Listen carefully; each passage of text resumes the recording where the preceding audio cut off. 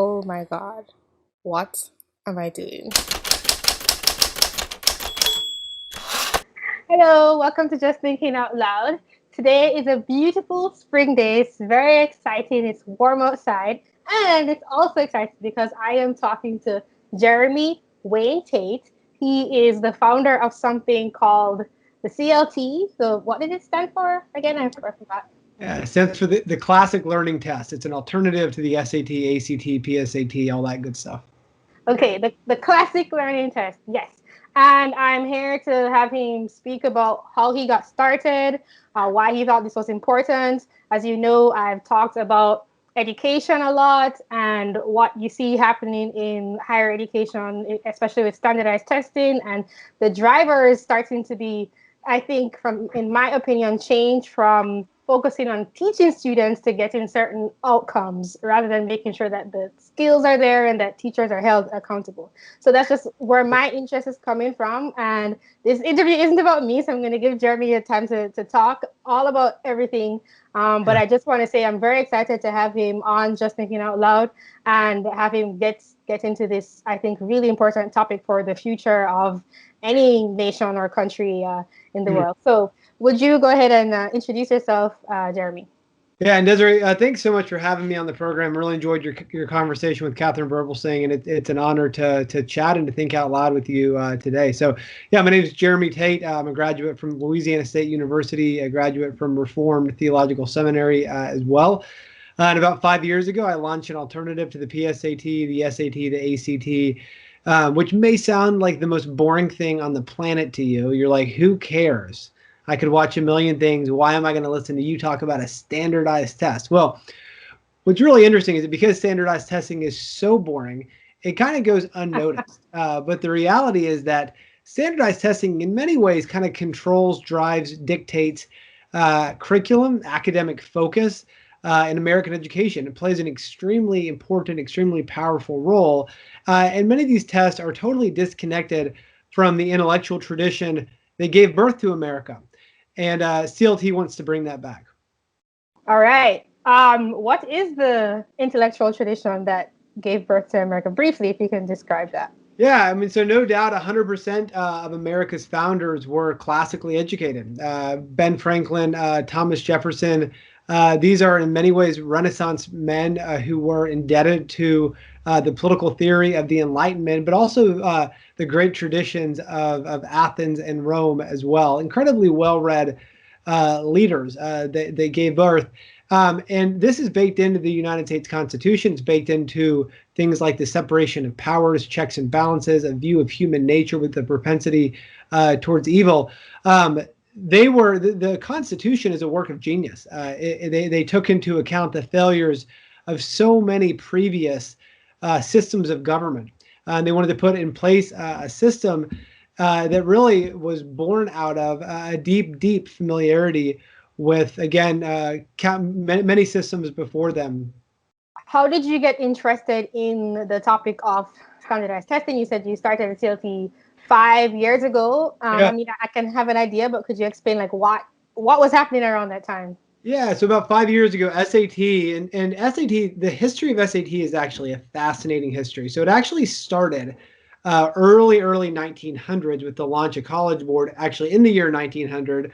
And, we've heard a lot around this conversation of standardized testing is inherently racist. And people have to be really careful to, one, not jump on the bandwagon and say, yes, it is, but two, to dismiss those claims entirely. Because Carl Brigham, who is the original founder of the SAT, the dude was straight up racist, and he actually said some really terrible things. And one of the things that Carl Brigham was wanting to do with cognitive intelligence testing at the turn of the century, he was trying to empirically demonstrate the superiority of Caucasian minds over others.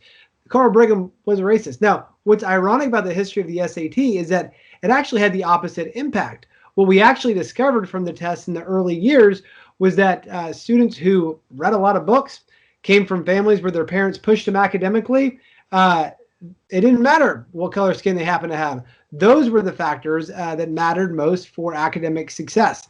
And so the idea of cognitive testing actually, it was first rolled into World War I. It was how the United States determined basically who would be on the front lines and who would be back in intelligence.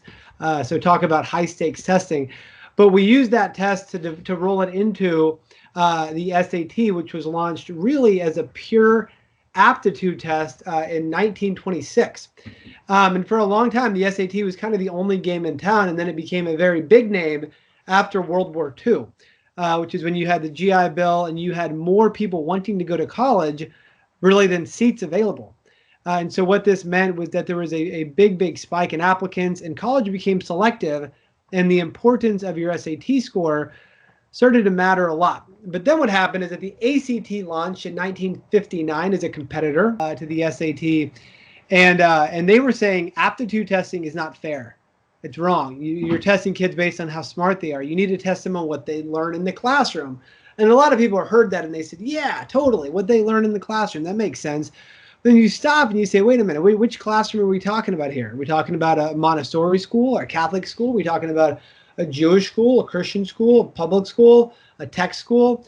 And so when you have a test like the ACT, it ends up driving, dictating, controlling classroom. And if you talk to a lot of academic deans in the country, a lot of principals, they know the power of the College Board in driving curriculum and dictating what actually happens in the classroom because the power of the testing is so strong. And College Board in particular has taken a very progressive, secular approach. And CLT, when they align with Common Core, if you don't know anything else about it, is three things to know. It is anti-fiction, it is anti-classics, it is anti-religion, and it also marks a tremendous intrusion of the federal government into education. And so CLT launched as an alternative to be more reflective of traditional education. Okay. Okay. First of all, I just want to mention that I think you were just giving the history of standardized testing in the U.S. specifically. I just want to say that there's a history outside of that, of standardized testing. And then I think you're saying that the CLT, its knowledge base is different from the SAT and ACT. Maybe that's wrong. So I want to ask you to clarify what is different. What is different? How is the CLT different from the SAT and the ACT?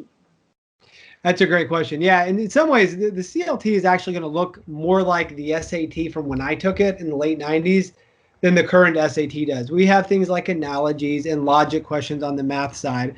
But then in terms of source material, instead of using, legitimately, SAT was using a Bernie Sanders op-ed. That's what they're putting on the SAT now. A lot of people have this idea like the SAT is something that never changes. The SAT is an entirely different test than what you took, especially if you took it before 2010.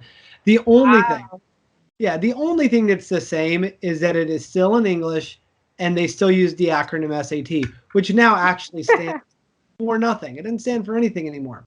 And so everything has changed about the test. They went from saying this is a pure aptitude test that you can't study for to now saying that they have removed every last trace of aptitude testing, that it's a pure achievement test based on what?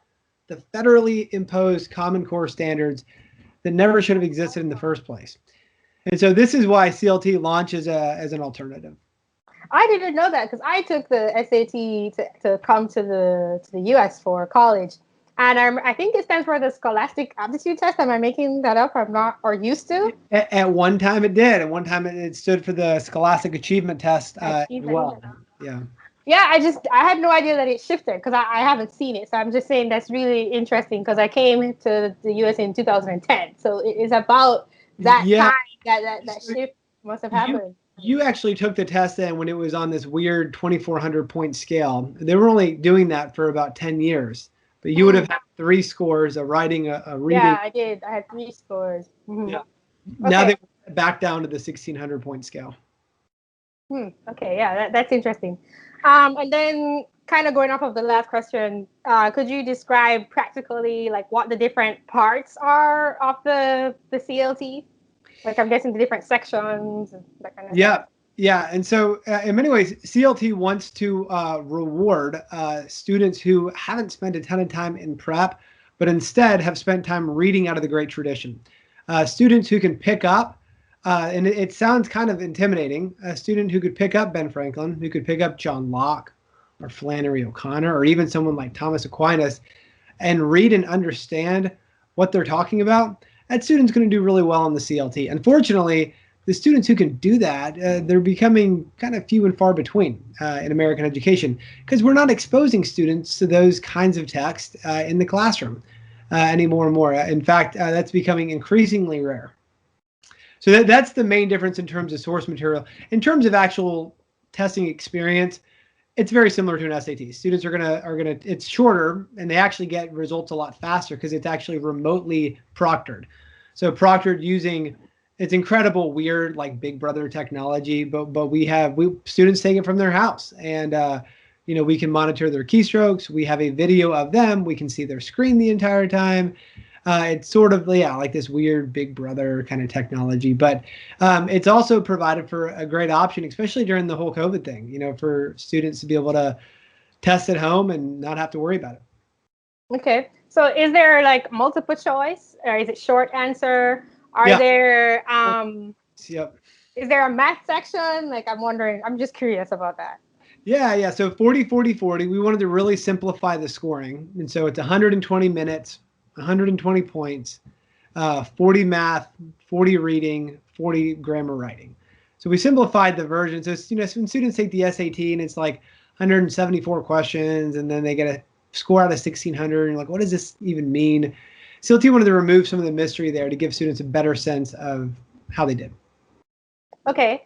I don't know if you want to share this, you don't have to, but about how many places are using the test, and how many students have taken the test in the 5 years? Yeah, it's a really good question. Like that. Yeah, so last year we had about 31,000 students test with us last academic year. This year will be far more. It's been a really good year so far, and we really blew up about this time last year. And so 2020, COVID happened. We were the only game in town in terms of remote proctored testing.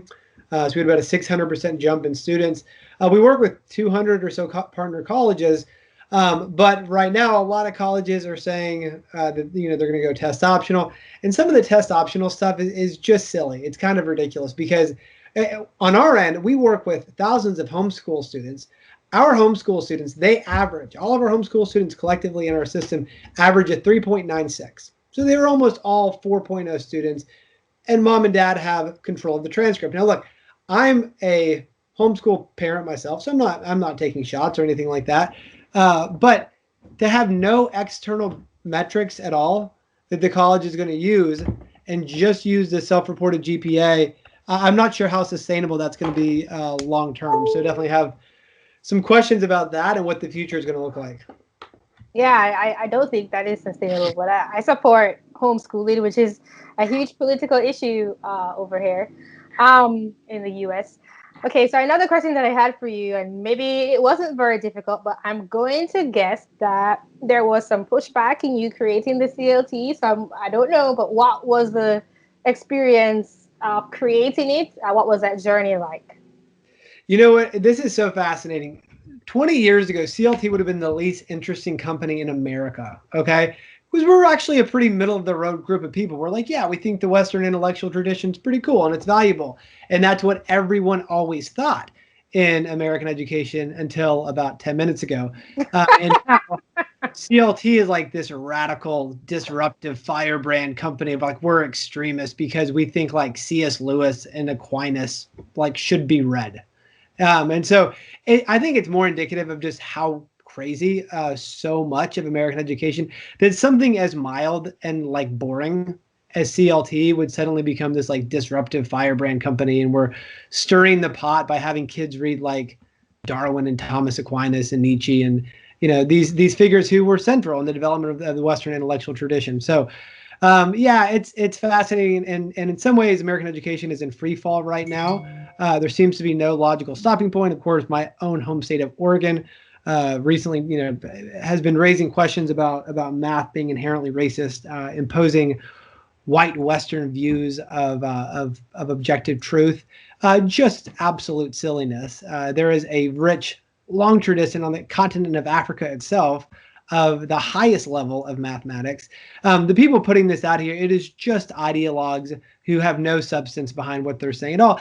And people who are also being deeply insulting. You think about the number of math educators of Black mathematicians in America, and then you have these young, progressive, almost always white upstarts saying that math is inherently racist. So I think at some point, mainstream middle America is going to have enough, and we're going to come back to the center. Is my hope, Yeah, I want to put a slight plug in here, just because I think you might share this interview with your audience. I did an interview with someone named Rod Graham, who is a proponent of critical race theory, and epistemologically, or however that word is, it's really interesting to understand where the knowledge, because it doesn't actually come from anywhere, it doesn't come from objective truth, where that comes from, those ideas that are pushing what you're talking about in terms of racist math being racist, for example. And it's also interesting to like hear that come out of someone's mouth, because they're saying exactly like where our knowledge comes from is just opinion. They think that inequality is just exists, that it doesn't have to be proven, and then they analyze everything from that. And I just think it might be interesting for your audience to like listen to that interview. But back to we would love to, and one of the things CLT wants to do actually is really champion civil dialogue, to show people, you know what, you can be cheerful and kind and have conversations with people that you might think are kind of crazy and totally wrong about most things, and still have a conversation where you're not trying to annihilate the other person or cancel them or anything like that. So happy to promote that, happy to listen to that for sure. No, yeah, I think that's really important, and something that the education that I got, that it was from a Jesuit institution in Jamaica, and there was a focus on dealing with the topics, being able to debate, and being able to just like, question things and come from it using logic and not your feelings. And that is, I don't want to call it the tradition, but the tradition that I come from. And it wasn't just, math and science, but you had to do sports, and you had to do charity. Like it was like you're supposed to be a well-rounded individual. And I don't want to talk about myself too much, but I think that the debate issue is what I'm trying to say. Like that's very important for learning how to think, and that seems to be lost in what I see here today. Yeah, I mean, I couldn't agree more. I mean, there is, I mean, Harvard University, right? Harvard, the students this is a university that puts diversity at the center of their brand, the center of their marketing, right? Diversity, diversity, diversity. The students at Harvard did their own research. They interviewed faculty members and discovered that 99% of the faculty, 99%, identifies as either liberal or very liberal, right? That's not diversity. Are we only going to talk about diversity in terms of skin color, not about people having different ideas and coming from different places and believing in different things? A university should be the center of an open exchange of ideas.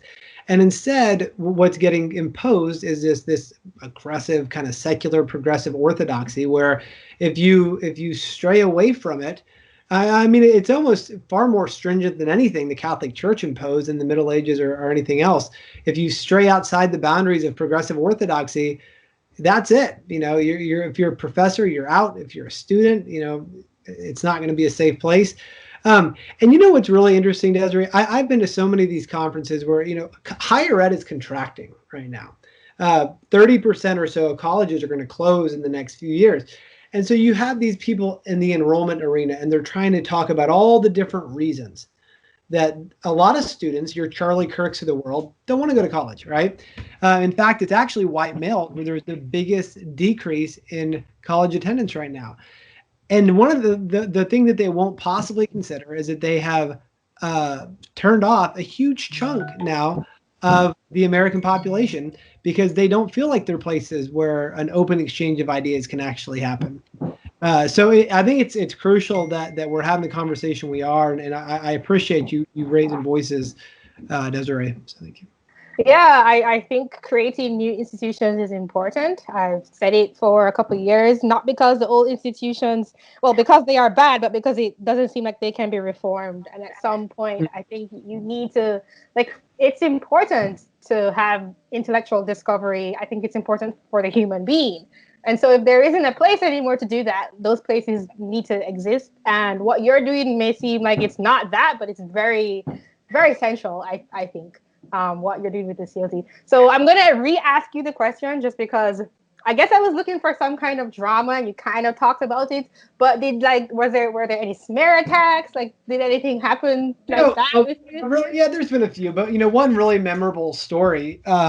I was at a public university and presenting CLT. We want them to change their admission standards and include CLT as an option.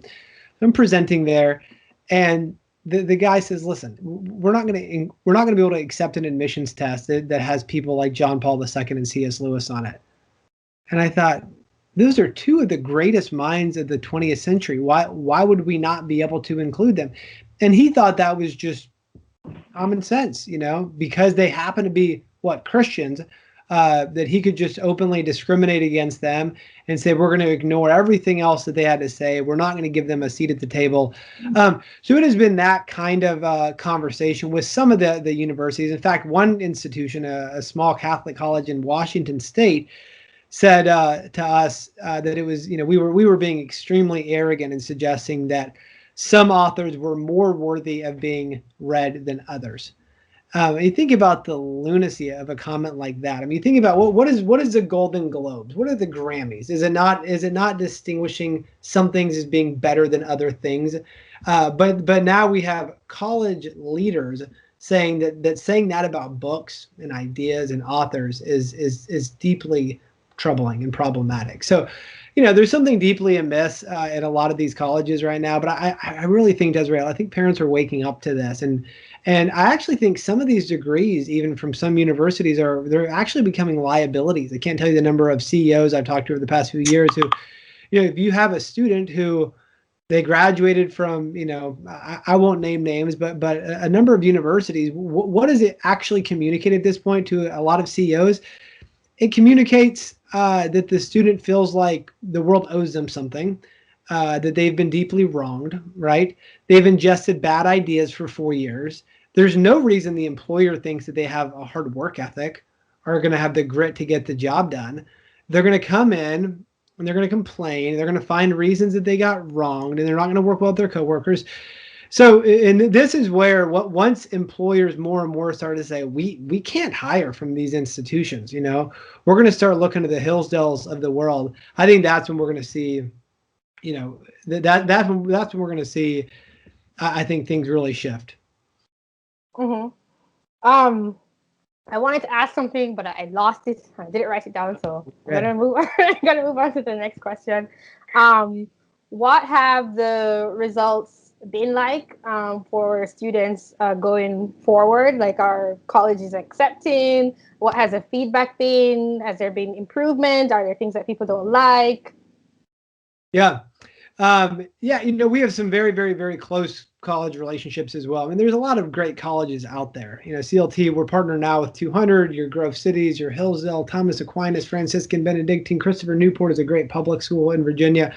And so a lot of the colleges that have retained a core curriculum are the kind of colleges that CLT usually partners with well. And so, yeah, again, I think it's kind of laughable. We certainly didn't intend to ever become this, I think more and more a polarizing brand. And in some ways, CLT has become, I hate to use this word, but almost a bit of a litmus test at a lot of colleges, because parents, and we just hear this from parents, but it signals to parents, if a college is accepting the CLT, it at least signals to the parent that the college isn't hostile to the Western intellectual tradition, that they're at least open to that tradition being valuable.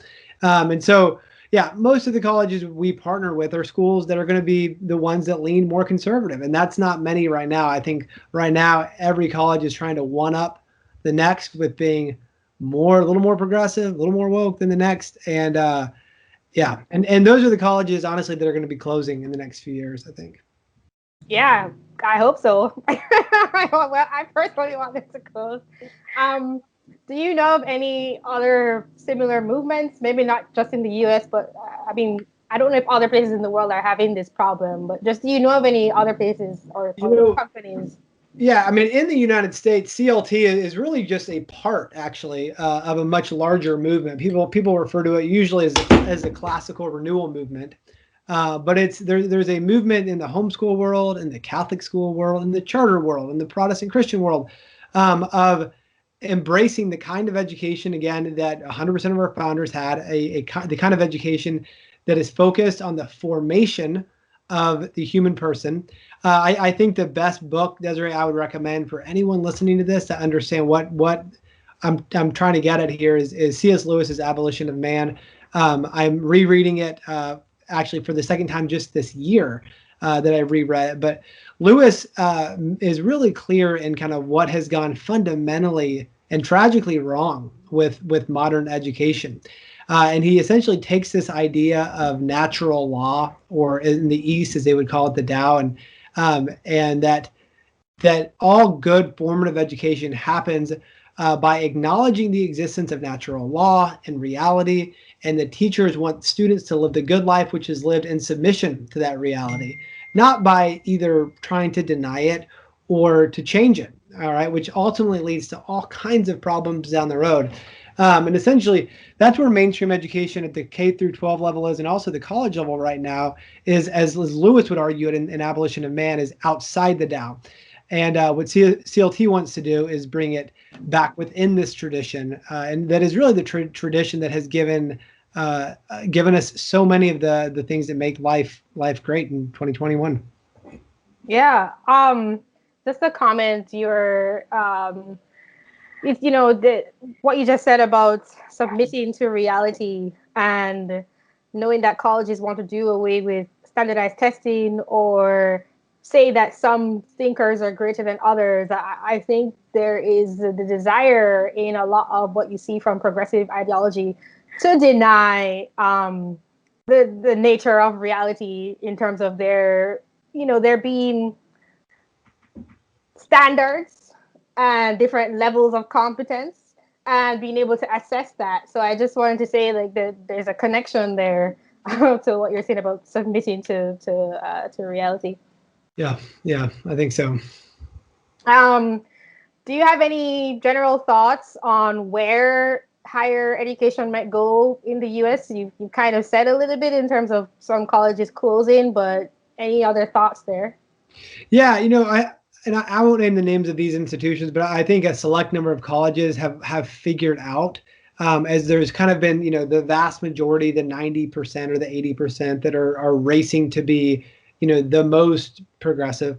A smaller group has realized, in terms of just like market share, right, that by being grounded, by being anchored in tradition, that there's actually a huge market group of students and parents willing that they can serve in that capacity. And so look at the schools right now this year that are thriving, right? Hillsdale up on transfer applications 110% in a year, right? Grove City, record year since 2004. Colorado Christian, record year by 200 or more students. These are institutions that are experiencing rapid growth at a time when many are experiencing declining enrollment. And so I think we're going to see a continued kind of bifurcating of American education in some ways, where colleges will probably be pretty easy to identify as either anchored in the tradition that honestly all of the colleges for the most part in the U.S. were born out of, or trying to carve up something brand new. Mm-hmm. So one of my last questions for you is, where do you get your inspiration from? That could be a person or not. Like, where, if you want to share that. Yeah, you know what? I think just probably good stories. My dad read to me growing up. One of my sweetest childhood memories is my dad reading Old Man and the Sea to me. We would read a bunch of silly books as well, and it was kind of those sweet memories of reading with him, laughing with him, that I think gave me a love for reading down the road. And it's I think it's every parent's hope and dream that their kids would be better moms and dads than even they were. So I spend a ton of time, partly just because I'm trying to read stuff I didn't read on my own, an hour most nights reading to my kids out loud. And so I think a lot of it comes from that, wanting to take this beautiful tradition, these timeless stories, and do what we're supposed to do, hand them off to the next generation. All right. Okay, so my last question for you isn't really a question. I just want to ask you or let you know that you can share if there's anything else you want to share with the audience that I haven't asked you, considering CLT, your journey, standardized testing, Yeah. anything. Yeah, it's super grateful to chat, Desi-Rae. And, I think the folks that are listening right now that are sympathetic to where you're coming from, I know as well, need to be vocal. They really need to be vocal. I think a lot of conservatives are scared to talk right now. They're scared to say much of anything, and they're kind of amazed when somebody starts talking. They're like, wow, that person's saying things out loud that like we all kind of agree on, but we can't say. So, yeah, I think more and more conservatives need to take a step of faith and speak up about these things for sure. So, yeah, and in terms of CLT, we really do spread by word of mouth primarily. College Board and ACT are in the business of working with lobbyists, and at this point, actually using the hand of the state to pass legislation that requires students to take their test to graduate high school. CLT is not going to play those kind of games. We're not going to do that. But instead, we really do spread by word of mouth. So please do tell somebody that we exist. We'd be super grateful for that. Yep, I want to concur with you. If you want someone to stand up for you and your thoughts and your opinions, you're a great person to do it yourself. So I just want to say I concur. And can you tell people where to find you, Jeremy, on Twitter, like your handle, or also the website or the CLT website? Yeah, Twitter's been a great way to kind of spread word about classical education and what we're doing at CLT. So my handle is at Jeremy Tate 41, and the website is cltexam.com. If you just Google classic learning test, we love that. If you know a 9th or 10th grader, please have them join us. The final CLT 10 of the year, it's actually free, is May 28th. So that's a great opportunity.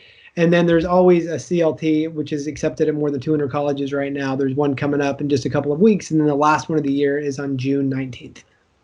All right. Good to know. So keep that in mind and go look for Jeremy and the CLT at these places and spread the word so people know that this option exists. I think I also found you last year around the beginning of the year, like you were saying.